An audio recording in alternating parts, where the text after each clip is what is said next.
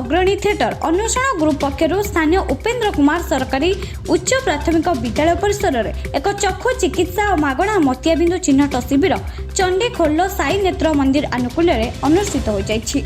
उक्त कार्यक्रम को विचित्रपुर सरपंच प्रतिनिधि संजीव कुमार साहू, स्थानीय समाजसेवी देवाशीष पंडा प्रमुख उपस्थित रही आनुष्ठानिक भाव उद्घाटन करथिले।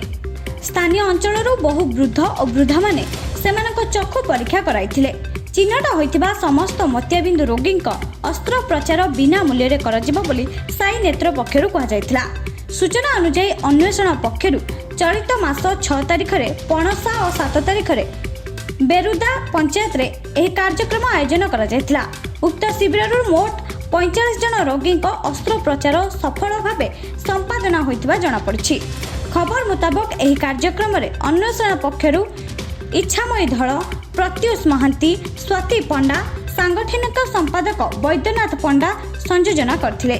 अनुष्ठानर सांस्कृतिक संपादक शंकर साहू कार्यक्रमर सुदूरी प्रसारण दायित्व निर्वाह करथिले। जाजपुर सुरेंद्र सामल रिपोर्ट, ओडिशा वॉइस 24।